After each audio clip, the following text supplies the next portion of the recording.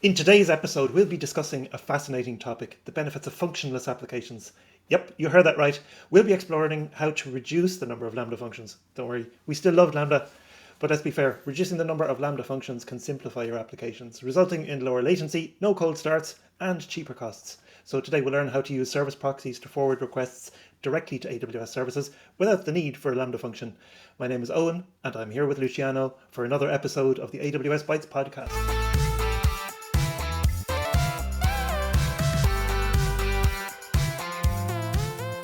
AWS Bites is sponsored by Fortheorem. Fortheorem is an AWS partner for migration, architecture, and training. Find out more at fortheorem.com. The link is in the show notes. So what are we talking about today? Well, let's say you've built an API with apigateway and you want to forward the request to another AWS service like SQS. This is a really common pattern. Your Lambda function isn't necessarily doing that much except wiring the data you get from the API into the service at the back end. So you don't necessarily need to use a Lambda function to do this at all. You can use service proxies instead. You're still using API gateway, but you're skipping the Lambda step and forwarding the request directly to the destination service. So Luciano, are there some example use cases that this is particularly good for? Yeah, this seems pretty exciting, and I'm already thinking about some potentially interesting use cases.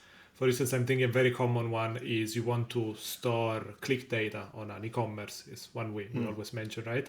And if you do that through an API because you want to collect this data through the web, most often you create a lambda and then you send that data to Kinesis. So why do we have that lambda in the first place? Just to do this mapping, right? If you could remove that lambda, it would be nice if you could just send the data from API gateway directly to Kinesis. So that would be a really cool example, I believe. Similarly, other examples we mentioned many times is you just need to put records to DynamoDB. So there is a very specific type of request you receive through an API call and probably want to store most of it in a DynamoDB table as a record with some maybe minimal data manipulation. We generally used to do that with a lambda. Do we really need that lambda? Maybe we can do the data manipulation by using this new feature. And another one could be if you want to do some kind of event-based system, maybe you are receiving, jobs that you can process from an SQS queue. So you receive that request through the web, API gateway receive the request, you just want to send that payload to SQS. That's one example. Or similarly, you might be using SNS or EventBridge just to propagate an event. And I think it's important to call out what are the pros and cons of this approach, because of course it's not a silver bullet for everything. I think we still use Lambda for many other use cases. So let's try to figure out when this kind of approach is useful and when it gets a little bit more challenging. So in terms of pros, for sure, lower latency, because you have a direct integration between two services. You are not waiting for a Lambda to spin up, to execute, and do all the API calls, but that API call will be done directly by AWS. So most likely much lower latency if you use this approach. And again, that means no cold starts. And not creating a new Lambda for that specific use case. So that's probably giving you more capacity available in your Lambda pool to do other stuff. So if you know in your account you have lots of Lambdas, that's kind of giving you more space to do more useful work with your Lambdas. It's going to be cheaper because, again, you're not executing that compute and you're going to be paying for that compute. So that's going to lower down your cost. And in general, I think there is a concept of you are going to be maintaining less code. You will have less code to understand, write, deploy. So I think in general, the cognitive load of the team or people working in this project in general, it's going to be much lower. Now, it seems amazing. So where does it fall down, right? What are the cons of this approach? Well, the first one and the most obvious one is that you have to use this VTL templating language, which I haven't heard anyone actually loving it so far. So that's going to be definitely on the con side. So it's basically a language that allows you to do some kind of templating to map how are you going to reshape the input data to send the request to the downstream AWS service.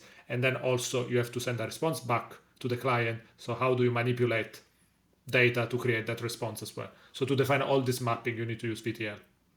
And again, it's not the most intuitive language ever. It's not super easy to learn. People complain a lot about that. And it's also a little bit tricky to find good examples. So that's maybe one of the reasons why nobody's really loving VTL. It might be a bit complicated to set up and it's not well supported by SAM and serverless framework. So you might need to be spending a little bit of time there just to figure out how do you make it work. And the other bit is not going to be super straightforward to debug because maybe you set up something, then it doesn't really work. Where do you even start looking for trying to figure out what did you do wrong? And we'll have some suggestions later on this. I remember using VTL or velocity template language.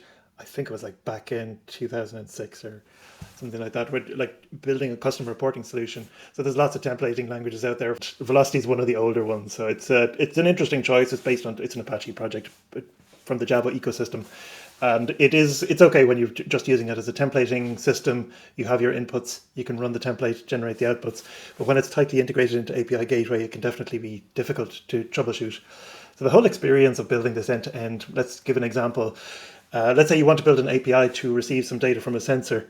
So for example, let's say in my greenhouse, I'm growing tomatoes and I want to monitor the temperature of this greenhouse. So I've got a sensor in there, and this supports sending the data from this sensor to a HTTPS endpoint. So I want to bring up a HTTPS endpoint where it can send the data. Then I can monitor the temperature of the greenhouse, find out it's not getting too hot and turning my tomatoes into pizza sauce. So how would we do this? Well, you'd start off by creating your REST API resource in CloudFormation, as we would normally do. You normally have to create the API and a stage and then a resource type, all this usual kind of hierarchy of resources until you get down to the actual HTTP method.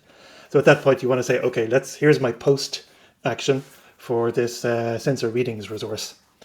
And it's in this method where you configure this AWS service proxy integration. So with these integrations, there are different types you can choose from. And the one you would normally use for a Lambda function is AWS proxy. But you can also have a HTTP type that's just used for proxying the request to another web server. You have the mock one, which is also quite commonly used, especially for just generating static responses, like options method responses for cores. That's quite common. If you use the serverless framework or SAM, it'll normally generate those ones for you and you don't even have to worry about it. And then there's the AWS integration type. So when you use the AWS integration type, that's the one that says, okay, I want you to integrate this API gateway method into an AWS service. And then you specify a URI, and that's essentially an ARN for the AWS API. So it's something like SQS actions send message. Because you're making that API request, you need to give this method a role that it can assume. So it's a role with a trust policy that trusts API gateway and allows you to perform whatever action you want, like a SQS send message. And then you could basically use your velocity templating language, your VTL, to map the input you get into the input that is required by that API. And that's usually a little bit where it starts to get difficult to develop, difficult to troubleshoot, especially because sometimes you need to basically generate form encoded syntax. So it's not as easy as just generating JSON always. But once you've done that, you can also do the same thing with the response. So if you get a response back from this API, you can either return a static response for different error codes and different even content type headers. You can return different responses back to your client. So there's nothing, you can shield the underlying implementation completely from your API consumers. They don't have to know it's SQS or Kinesis or whatever it is under the hood. So in a lot of ways, many people who've worked with AppSync are actually a lot more familiar with this than people who are working with API Gateway, because with AppSync resolvers traditionally are also using VTL. The difference is now in AppSync, you have the great new option of using JavaScript resolvers. That option isn't there yet in API Gateway, but it's something that might come, who knows. And by the way, this kind of integration is supported in the version 1 and version 2 of API Gateway. So the REST API method and in the HTTP API method. We did mention that debugging, all of this stuff, can be tricky, but you can use the test feature in API Gateway Console, which can give you some details on all the steps of your API as it goes through the different life cycles and gives you logs as well. And also you'd want to probably set up some good local development tooling where you can run these templates with sample inputs as well. That just makes sense. Almost the same as if you're doing a step function development, really.